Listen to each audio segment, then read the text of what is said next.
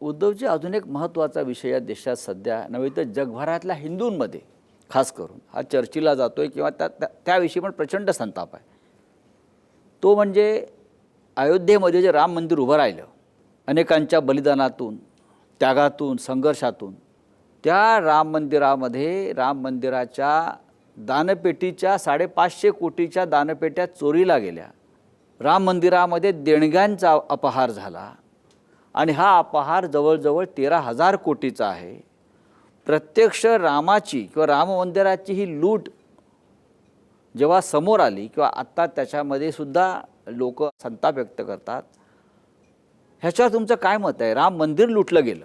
आता ह्या सरकारने फोडाफोडी नाही, हे मोगलांनी मंदिर लुटलंय का असं मी विचारतो परत.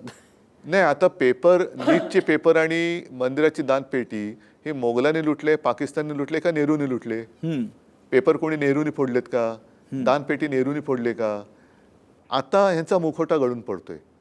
ही दोन्ही जी पापं त्यांची आहेत, म्हणजे ज्या मंदिराच्या नावाने ह्यांनी मतं मिळवली ती दानपेटी हे फोडतात, मंदिर लुटतायत. ज्या तरुणांना भविष्याची स्वप्न दाखवून मतं मिळवली त्या तरुणाईला तुम्ही चिरडतायत. ह्या दोन्ही गोष्टी ह्या भाजपच्या नासलेल्या सडलेल्या वृत्तीचं एक प्रतीक आहे. आणि केवळ राम मंदिर लुटलं नाही जाते, केदारनाथ मंदिर लुटलं गेल्याच्या बातम्या आहेत. बद्रीनाथमध्ये चोरी झालेली आहे, उज्जैनमध्ये जमीन घोटाळा झाला आहे, अयोध्येमध्ये जमीन घोटाळा झालेला आहे, इतर अनेक ठिकाणी घोटाळे झाले असतील जे अजून लक्षात नाही आलेलं.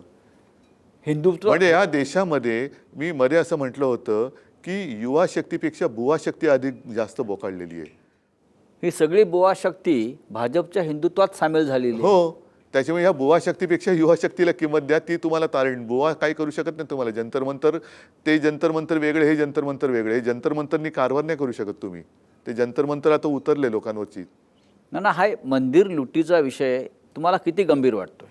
अतिशय गंभीर आहे. कारण तुम्ही शेवटी मग कोणत्या आधारावरती सत्तेत आलात? आज जे आम्हाला अनाहूत सल्ले दिले जात आहेत, मंदिर लुटीचं राजकारण करू नका, तुम्ही कोण सांगणार आहे आम्हाला राजकारण करू नका सांगणार आहे? हिंदुत्वावर सल्ले देतात. हिंदुत्वावरती सल्ले देतात. तुम्ही तुमचं काम करा, आम्हाला आमचं काम करू द्या. आमच्या कामात तुम्ही ढवळाढवळ नाही करायची, आम्ही तुमच्या कामात करतो. आणि मग मंदिराचं राजकारण म्हणजे मला आठवतंय की ज्या हिंदुत्वाचा प्रचार केला म्हणून बाळासाहेबांचं मतदानाचा अधिकार बाळासाहेबांचा काढून घेतला होता. त्यांना ते निवडणूक कधीच लढवणार नव्हते. निवडणूक लढवण्याचा अधिकार काढून घेतला होता. भोगतोय कोण आज? बाबरी पाडल्यानंतर शिवसैनिकांवरती केसेस झाल्या होत्या. कोण भाजपवाला होता त्याच्यात? तेव्हा तर जबाबदारी यांनी टाळली होती. बरं, राम मंदिराचा निर्णय हा कोर्टाने दिलाय, मग का तिकडे तुम्ही बसलात? राष्ट्रपती का नव्हत्या? मग ते सगळं चांगलं आहे ते तुमचं आणि जे वाईट आहे ते पाकिस्तानचं. याला काहीच अर्थ नाही आहे.